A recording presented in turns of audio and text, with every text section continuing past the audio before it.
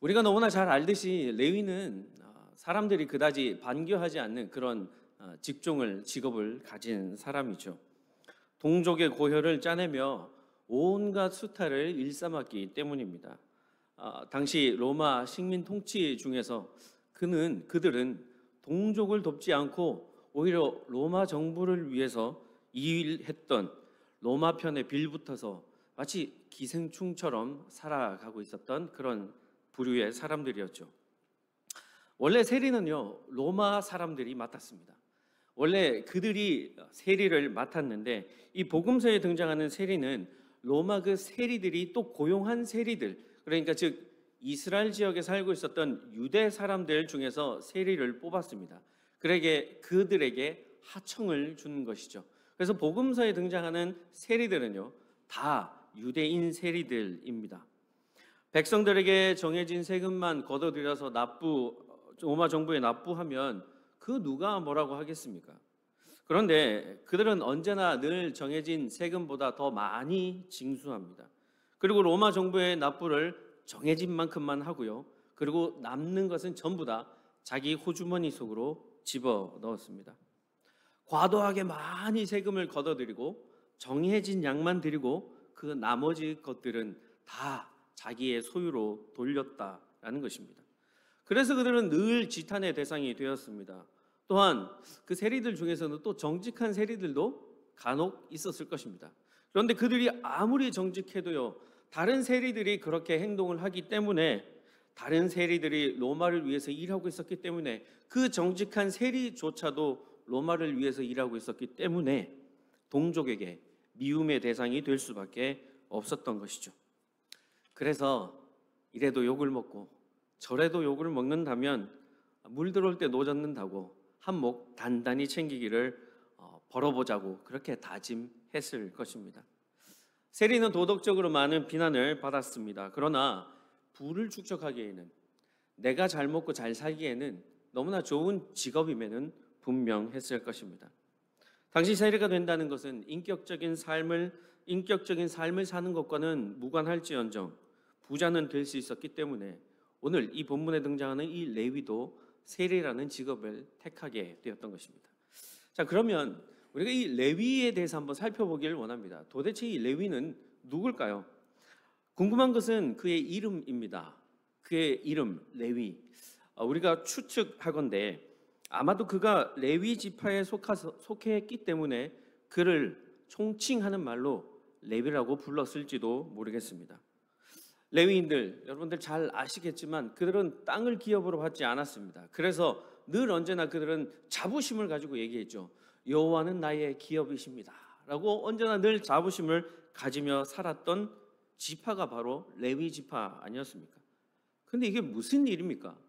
그렇게 여호와는 나의 기업이라고 고백하며 자부심, 긍지를 가지며 살았던 레위가 아니 어떻게 동족으로부터 걷어들인 그 세금을 다른 사람도 아닌 로마 정부에게, 스스로 황제라 칭하고 있는 그 로마 황제에게 갖다 바치며 살아가게 되었을까요?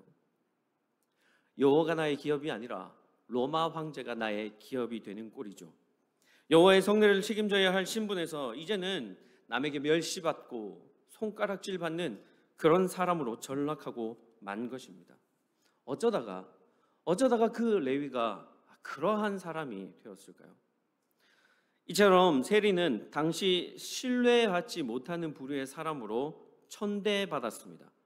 어렵고 힘든 식민 통치 가운데 동족에게 도움이 될지는 못할 망정 동족들을 더 살기 힘든 상황으로 몰아넣었기 때문이죠. 그래서 유대인들은 세리들과는 상종하지 않았습니다. 그들이 동족임에도 불구하고 말이죠. 거들떠보지도 않았습니다. 투명인간 취급했던 것이죠. 바리새인과 서기관들이 어찌하여 세리와 죄인들과 함께 먹느냐라며 컴플레인할 정도로 말을 섞지도 않는데 식탁을 교제하는 것, 어찌 그들과 함께 먹느냐, 그런 일들은 정말 일어날 수 없는 일이죠. 불편한 사람들과, 마주보기 힘든 사람들과 밥을 먹게 되면 체하게 되는 것이죠. 자, 그러한 이유로 세리는 늘 외롭고 쓸쓸했습니다. 말을 걸어주는 이 하나 없었습니다. 그를 쳐다봐 주는 이 아무도 없었습니다. 경멸과 증오의 대상이었기 때문이죠. 세례는 마치 투명 인간과 같은 존재였습니다. 그래서 그 세리가 할 수 있는 일, 그것은 그저 세관에 가만히 앉아 있는 것밖에는 없었습니다. 무언가 그가 능동적으로 할 수 있는 일이 없었던 것이죠. 만약 그가 여기저기 능동적으로 세금을 징수하고 다니면 그 세리가 보는 앞에서는 여기 있습니다, 세리에게 세금을 납부하겠지만, 그가 돌아가고 난 다음 그 뒤통수를 보고 뭐라고 얘기하겠습니까? 저 버러지 같은 놈 또 왔다, 그렇게 욕을 할 수 있는 상황이 벌어지지 않았겠습니까? 그래서 그 세리는 능동적으로 무언가를 할 수가 없었던 것이죠. 그래서 그가 오직 유일하게 할 수 있는 일은 그저 세관에 가만히 앉아 있는 것밖에는 없었습니다. 14절 상반절입니다. 또 지나가시다가 알페오의 아들 레위가 세관에 앉아 있는 것을 보시고, 여기 나오는 것처럼 세관에 앉아 있는 것만이 레위가 할 수 있는 그 유일한 일이었을 것입니다. 그래서 우리는 이 구절을 통해서 이 레위의 내면 상태를 한번 엿볼 수 있는 것이죠. 그는 철저하게 사회로부터 소외받고 있었습니다. 그는 왕따였습니다. 사회적 격리를 당하고 있었던 것입니다. 세관에 하루 종일 앉아 있어도 그에게 다가와 먼저 말 걸어주는 이가 없었습니다. 외롭고 쓸쓸한 그 자리가 바로 저 자리, 레위가 앉아 있는 저 세관, 저 자리가 되는 것이죠. 그런데 바로 오늘 그 아무도 만나고 싶어 하지 않고 아무도 눈길조차 쳐다보고 싶어 하지 않는 그 레위가 앉아 있는 세관의 자리에 누군가가 말을 걸어주시며 다정하게 다가와 주시는 분이 계십니다. 14절 전체로 보시겠습니다. 또 지나가시다가 알페오의 아들 레위가 세관에 앉아 있는 것을 보시고 그에게 이르시되 나를 따르라 하시니 일어나 따르니라. 우리 구주 예수님께서 그 레위에게 다가와 주시는 것이죠. 당시 예수님께서는 많은 무리들을 고치시며 그 무리들에게 가르치셨습니다. 하나님의 나라의 말씀을 전하실 뿐만 아니라 수많은 사람들의 병을 고쳐주시며 기적과 이사를 행하셨습니다. 굶주린 자들에게는 양식을 주고요, 치유가 필요한 사람들, 아픈 사람들에게는 치유하여 위로와 회복을 함께 주셨습니다. 예수님께서 기적과 이사를 베푼 그들은 당연히 그 가르침을 받을 수 있고 치유를 받아야 하는 사람들임에 분명했습니다. 그런데 예수님께서는 왜 그 세리 레위에게 다가갔을까요? 상대적으로 예수님의 치유를 받고 가르침을 받았던 사람들은 상대적으로 약자였습니다. 그래서 그들은 세리에 비해서, 그런 많은 세금을 징수하여서 자신의 부를 축적하고 있는 그 세리에 비해서 힘도 없고 권력도 없고 재물도 없는 약자였습니다. 그에 비해 세리는 어땠습니까? 그는 부정으로 축적한 그 부로 좋은 학교에서 좋은 공부를 할 수 있었을 것입니다. 또한 좋은 보험으로 좋은 병원에 가서 치료를 받을 수도 있었을 것입니다. 그런데 예수님의 가르침을 받고 예수님의 치유를 받았던 그 많은 무리의 사람들은 그런 혜택을 전혀 누리기가 힘든 사람들이죠. 그래서 그 사회적 약자들, 예수님으로부터 혜택을 받은 그 사람들은 당연히 가르쳐 주실 수 있고 당연히 고쳐 주실 수 있는 것, 그것은 마땅한 일인데 왜 예수님께서는 그 세리에게 다가가셨을까요? 그 모습을 보고 많은 사람들이 그렇게 생각했을 것입니다. 세리만큼은 안 된다. 다른 사람은 다 돼도 세리만큼은 안 된다. 절대 그렇게 할 수 없다. 라고 이야기했을 것입니다. 그런데 예수님께서는 유독 그 세리를 보셨습니다. 다른 사람들은 그를 보고 싶어 하지도 않았고 볼 필요조차도 없는 사람이었지만 그랬기 때문에 예수님께서는 그 세리를 보셨습니다. 다른 사람이 보고 싶어 하지 않는 사람이기에 예수님께서는 그 세리를 보신 것이죠. 여기에서 예수님께서 레위를 보셨다는 것은 이 봤다라는 동사는요, 그저 지나가다가 한번 보았다라는 것이 아닙니다. 그냥 내가 지나가는데 내 눈에 들어왔기 때문에 한번 보았다라는 뜻이 아닌 것이죠. 여기서 쓰인 보다, 헬라어 동사는 에이돈입니다. 보다는 뜻과 함께 주목하다, 알고 있다는 뜻도 함께 포함되어 있습니다. 그러니까 이미 예수님께서는 레위에 대해서 모든 것을 알고 계셨고 그를 주목하고 계셨다는 것입니다. 그곳에 있을 것이라는 것을 이미 알고 계셨고 그를 구원하시고 또 그를 구원하셔서 제자 삼으실 것을 그 모든 일들을 이미 계획하셨다는 뜻이 되는 것이죠. 어떻게 이런 일이 일어날 수 있습니까? 그것은 바로 모든 것을 알고 계시는 주님께서 그를 주목하여 보셨기 때문인 것이죠. 모든 사람들에게 다 손가락질 받고 왕따 당하는 세리 레위에게 다가와 주시는 것도 참 놀라운데 그에게 나를 따르라 하십니다. 지금까지 아무도 자신에게 다가와 말을 걸어주지 않았습니다. 대화는 고사하고 사람들이 자기를 쳐다볼 때 그저 마치 벌레 보듯이 보았을 것입니다. 아니 어쩌면 정말 거들떠보지도 않는 사람들이 태반이었을 것입니다. 그런데 레위야는 정반대로 가는 곳마다 사람들의 환영을 받고 칭송을 받고 존경을 받으신 그분 바로 예수 그리스도께서 지금 자기가 앉아 있는 곳으로 뚜벅뚜벅 걸어오시는 것을 보았던 것이죠. 그렇게 다가와 오는 예수님을 본 레위는 이렇게 생각했을 것입니다. 아니겠지? 나에게 오시는 것은 아닐 거야. 그냥 지나가시려고 하시는 거겠지. 이런 생각을 하며 그는 모른 척 그저 눈치만 보고 있었을 것입니다. 그런 생각을 하며 다시 고개를 살짝 들어서 쳐다보니 계속 자기에게 걸어오시는 것이죠. 그래서 또 레위는 이렇게 생각했을 것입니다. 예수님께서도 텍스 보고하러 오시나? 그런데 여전히 자기 쪽으로 걸음을 옮겨 오고 계시는 예수님을 보고 레위는 또 이런 생각을 하지 않았을까요? 너 그렇게 살지 마. 레위, 너 앞으로 그렇게 살지 마. 그러면서 그 판을 다 뒤엎으시려고 하시는 것일까? 여러 가지 많은 생각을 하고 있는데 이내 예수님께서는 그 레위 앞에 서셨습니다. 그리고 한마디 말씀, 권위 있지만 따뜻하고 자상한 말씀으로 레위에게 한마디 건네십니다. 나를 따르라. 믿을 수가 없는 말씀이죠. 레위가 지금까지 생각하고 있었던 그런 예상을 완전히 뒤엎는 그 말씀이 되는 것입니다. 따르라는 그 한마디 말씀에 그간 지금까지 레위가 겪었던 고통, 외로움, 슬픔, 그런 모든 문제가 눈 녹듯 사라지는 듯한 감정을 느끼지 않았을까요? 주님께서 하신 따르라 그 말씀, 그 한마디에는 단순히 물리적인 따름만을 의미하는 것이 아니었습니다. 그 말씀 속에는 죄 용서의 의미가 담겨 있었던 것이죠. 예수님께서 너를 용서한다. 이제 너를 문제 삼지 않겠다. 과거에 너가 저질렀던 그 모든 문제들을 내가 문제 삼지 않겠다. 그러므로 이제 너는 옛 습관을 다 벗어버리고 새로운 사람으로 다시 태어나야 한다. 라는 그 말씀이 그 따르라 한마디에 다 담겨져 있다는 것입니다. 모든 것을 내려놓고 나를 따르라.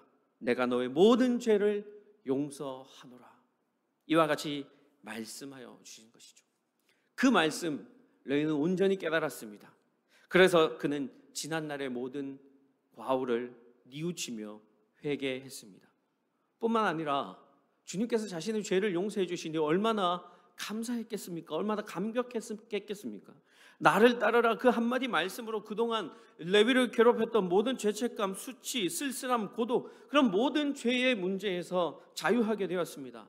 자신도 그렇게 세금을 징수하는 것, 그렇게 동족의 고혈을 빨아먹는 것, 그것이 잘못된 것이라는 것을 알면서도 자기 혼자 스스로 그 자리에서 박차고 일어날 수 없었던 그 레위였지만 이제 예수님께서 일어나라. 그리고 나를 따르라 말씀하여 주시는 것이죠. 레위에게는 이것이 얼마나 놀라운 초청이었겠습니까? 나를 따르라 해서 이 헬라 동사 따르라는 아콜루데오입니다. 미완료 현재 시제이죠. 그러니까 단 한 번 일회적인 동작이 아닙니다. 과거 시제가 아니고요. 미완료 현재 시제. 그러니까 예수님께서 따르라 말씀하신 그 시점부터 계속해서 평생을 주님께서 부르시는 그날까지, 내 코끝에서 호흡이 멈추는 그날까지 계속해서 따르는 그 과정을 이야기하는 것입니다. 평생토록 나를 따르라는 것이죠. 내가 따르고 싶을 때는 따르고 내가 따르고 싶지 않을 때는 내려놓고 주님 저 잠시 쉴게요 하는 것이 아니라 따르라 말씀하신 그 순간부터 계속해서 평생을 따르는 그 따름, 매일매일 예수님의 가르침, 매일매일 예수님의 그 삶, 매일매일 예수님의 그 모든 행동, 성품 등을 담기 위해서 따르도록 노력하는 것이죠. 뿐만 아니라 따르라는 그 세례라는 그 직업을 포기하라는 뜻도 담겨 있습니다. 지금까지 가지고 있었던 세례라는 직업을 내려놓고 이제는 새로운 직업을 가지라는 것이죠. 바로 사람의 어부, 즉 예수님의 제자가 되어라 말씀하시는 것이죠. 그전에는 다른 사람의 등쳐먹고 살았다면 이제는 그들을 위해 물고기를 낚아주는 사람의 어부로 주님의 제자로 인생의 변화를, 인생의 전환을 요구하고 계시는 것입니다. 동족의 고혈을 짜는 세리, 그 세리의 모습으로 살면 편했을 것입니다. 절대 재정이 부족하지 않았을 것입니다. 그런데 그 세리라는 직업을 내려놓는 그 순간부터 이제 앞으로 나의 삶이 궁핍해질 수 있습니다. 그러나 그 레위는요, 말씀에 순종하며 그 모든 것들을 과감히 내려놓고 일어나 나를 따르라 말씀하시는 그 주님의 단 한순간 망설임도 없이 일어나 따르게 되어지는 것이죠. 왜 그랬을까요? 그는 느꼈던 것이죠. 그는 깨달았던 것입니다. 성령께서 그에게 깨달음을 허락하셨던 것입니다. 이제는 세상이 주는 기쁨, 물질이 주는 기쁨, 그전에는 알 수 없었던 그런 모든 것들을 다 내려놓고 이제는 사람과의 그 관계를 회복하며 그 관계에서 생겨나는 형제, 자매, 이웃, 그 공동체를 사랑하며 그것이 물질이 주는 행복보다 더 귀한 것임을 그는 알게 되었던 것이죠. 그래서 그는 포기할 수 있었던 것입니다. 자, 그렇다면 우리는 이런 궁금증 하나가 들 수 있을 것입니다. 왜 예수님께서는 이 많은 사람들 중에 세리를 부르셨을까요? 예수님께서는 왜 하필이면 그 세관에 앉아 있었던 그 사람을 핀셋으로 뽑아내듯이 그 사람을 부르셨을까요? 우리가 주님의 그 뜻을 다 알 수는 없지만 이렇게 한번 생각해 볼 수는 있을 것 같습니다. 예수님께서 레위를 보실 때는 다른 사람들이, 그 많은 무리들이 보통 사람들이 세리를 바라봤던 것처럼 그 직업으로 동족의 고혈을 짜는 그 사람으로 본 것이 아니라 예수님께서 그 레위를 보셨을 땐 잃어버린 한 영혼으로 보셨기 때문이 아니었을까요? 또한 주님은 그의 내면을 보셨습니다. 그의 마음속에 공허함, 채워지지 않는 갈증, 외로움, 상처, 주님은 아셨던 것입니다. 그리고 그 모든 것들을 스스로 해결할 수 없다는 것도 주님은 이미 아셨던 것이죠. 혼자서 그 삶을 깨끗이 정리할 수 없는 것을 알고 계셨고 그 세간에 홀로 앉아있는 그를 통해 그 마음을, 그 내면을 보셨던 것입니다. 그 마음을 보신 예수님께서 잘못된 삶을 정리할 수 있도록 이제는 그의 모든 죄를 용서하여 주시며 그를 불러주신 것입니다. 사랑하는 성도 여러분, 이것이 은혜입니다. 이것이 은혜입니다. 다른 것이 은혜가 아니라 물질을 많이 축적하고 부를 쌓고 있는 것, 그것이 은혜가 아니라 이렇게 아무것도 할 수 없는 그 상황에서도 주님께서 다가와 주셔서 불러주시는 그것이 바로 은혜인 것이죠. 사랑하는 여러분, 우리 예수님은 바로 이런 분이십니다.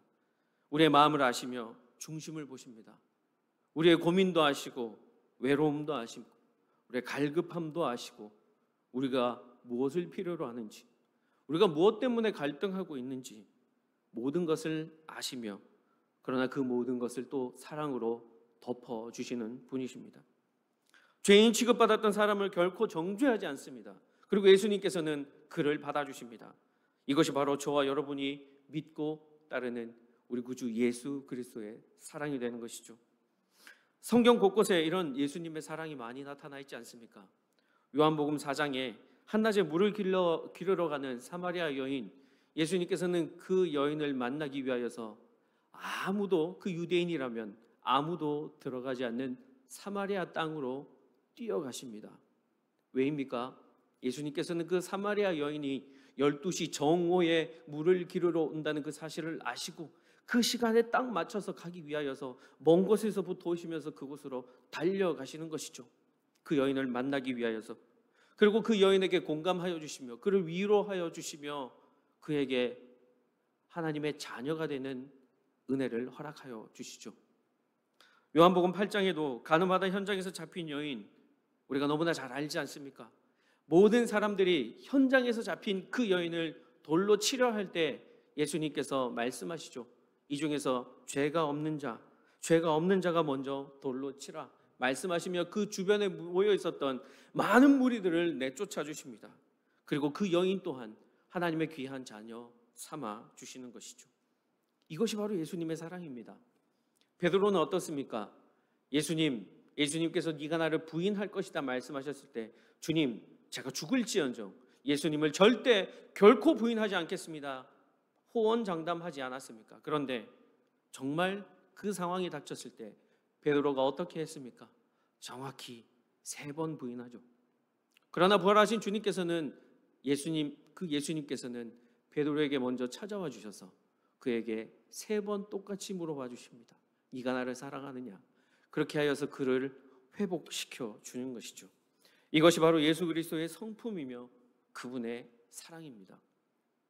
바로 그러한 예수님의 크고도 높은 사랑을 받은 그 세리 레위로 인하여서 그에게는 물론이고 그의 주변에도 큰 변화가 일어나게 되었습니다. 15절 말씀입니다. 그의 집에 앉아 잡수실 때에 많은 세리와 죄인들이 예수와 그의 제자들과 함께 앉았으니 이는 그러한 사람들이 많이 있어서 예수를 따름이로라. 지금 예수님과 레위 그리고 많은 세리들과 더불어 죄인들과 함께 예수님께서는 식사를 하고 계십니다. 식탁의 교제를 나누고 있는 것이죠. 죄인 취급받는 그 세리와 죄인들을 불러 모아서 그저 조용조용 몇 명이서 그냥 남들 눈치 안 채게 그렇게 식사를 했다는 것이 아니라 이것은 아주 큰 잔치를 의미하는 것이죠. 우리 다시 한번 15절을 보실까요? 그의 집에 앉아 잡수실 때에 다음 슬라이드 넘겨주시면 감사하겠습니다. 많은 세리와 죄인들 예수와 그의 제자들과 함께 앉았으니 이는 그러한 사람들이 많이 있어서 많은 세리와 죄인들 그러한 사람들이 많이 있어서 예수를 따름이로라. 그저 몇 명이 조용히 모인 것이 아니고요. 많은 세리와 죄인들이 예수님 앞으로 나왔습니다. 세리 레위가 변하는 그 모습을 보고 또 세리 레위가 자신들과 같은 사람들을 불러 모으지 않았겠습니까? 그러한 사람들이 많이 있어서 그래서 그 잔치는 큰 잔치가 되었을 것입니다. 정확한 인원이 나와 있지 않습니까? 그래서 우리는 몇 명인지 알 수 없습니다. 그런데 아마 그 예수님께서 있었던 이스라엘 주변에 유대인들의 등골 빼먹는 모든 세리들이 다 모였을 것입니다. 오늘이 아니면 이 예수님을 언제 만날 수 있을지 모르니까요. 많은 세리들과 함께 죄인들도 동일한 마음으로 나왔습니다. 그 죄인들은 어떠한 죄인들이었을까요? 누구의 물건을 훔쳤던 죄인이었을까요?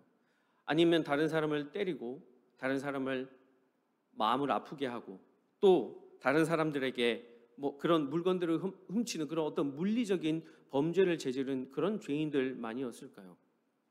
그런 사람들도 있지 않았겠습니까?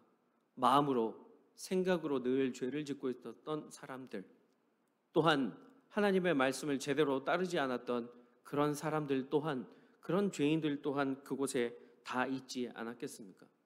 그런 많은 사람들이 주님 앞에 회개하며 나왔다는 것입니다. 스스로를 거룩하다고 여기는 바리새인들과 서기관들 이런 죄인들이 모이는 곳, 이 큰 잔치가 베풀어지는 이곳에 나왔겠습니까? 당연히 그들은 피했을 것입니다. 왜이죠? 부정한 죄인들과 함께 자리를 하면 나도 부정해지기 때문에 그 부정한 사람들과 함께 그 자리에 앉아서 음식을 먹으면 그들과 교제를 나누면 나 자신도 부정해지기 때문에 그래서 그들은 그 자리를 피했던 것입니다.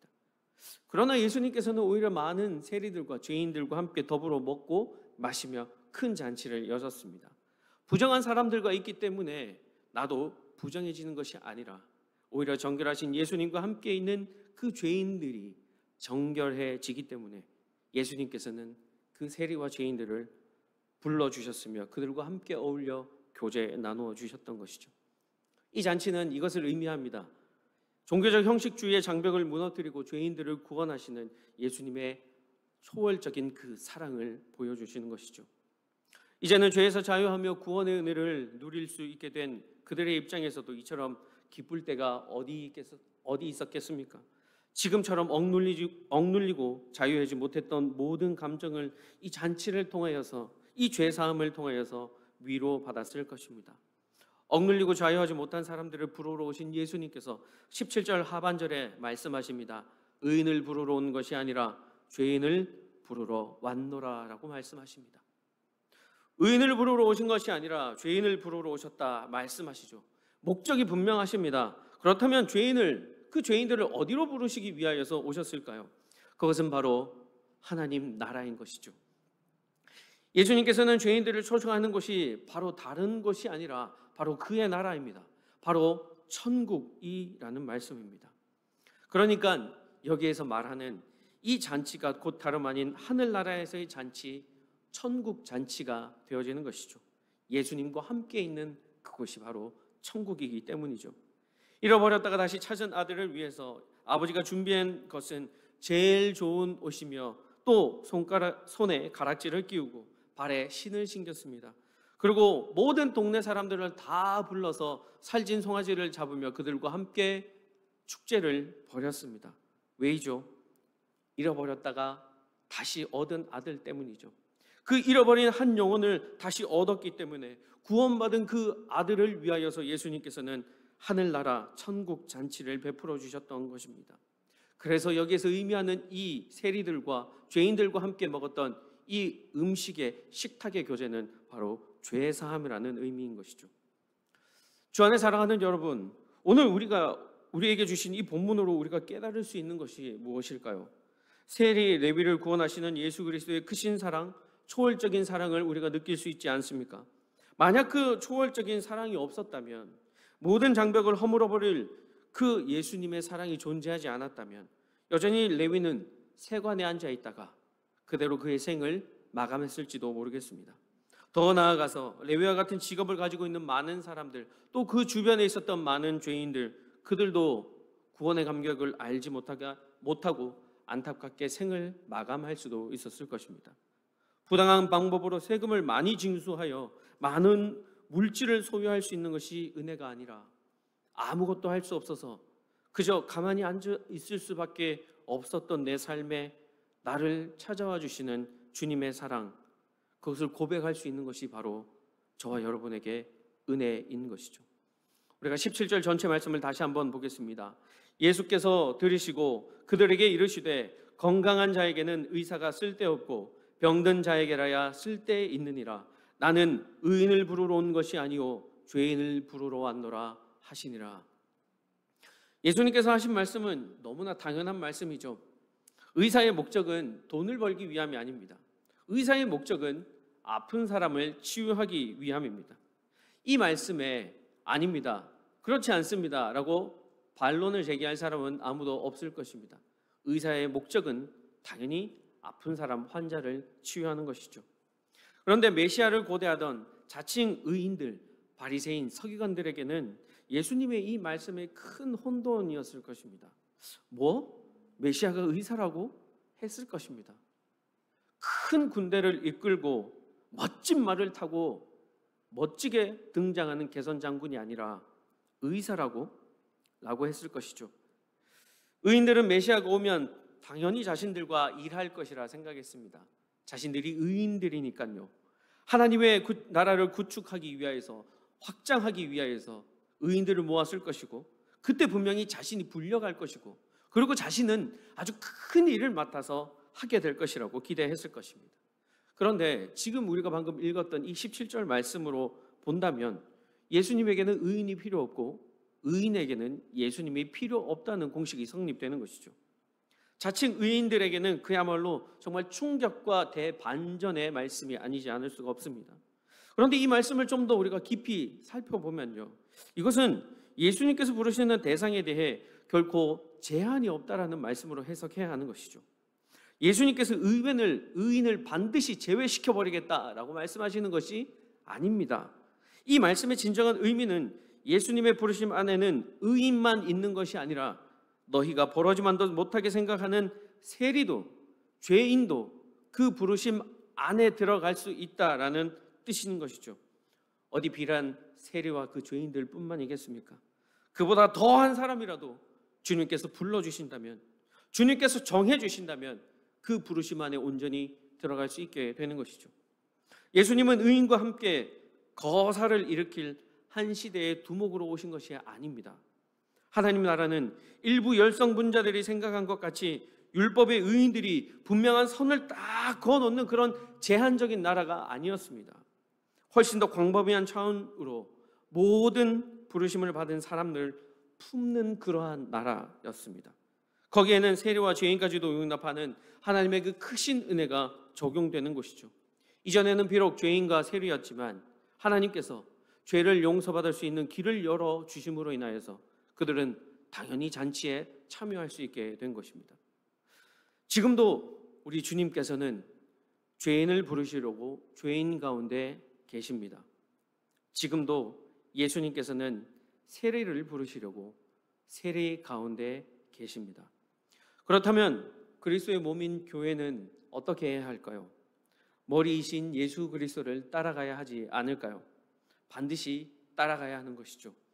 우리가 비록 세상 사람들에게 오해를 받는다 할지라도 교회 다니는 사람들은 세리와 죄인들과 어울리는 집단들이야 라고 그들이 우리를 따돌릴지라도, 우리가 그러한 오해를 받을지라도 우리는 예수님을 따라야 합니다. 또한 스스로를 의인이라 자부하는 사람들에게 오해받을지라도 저와 여러분은, 즉 교회로 부르심을 받은 우리는 예수의 정신을 따라야 할 것입니다. 진정한 교회, 온전한 교회는 바로 예수님을 따르는 공동체인 것이죠. 교회를 부르심을 받은 저와 여러분이 그 중심에 서 있어야 한다는 것입니다.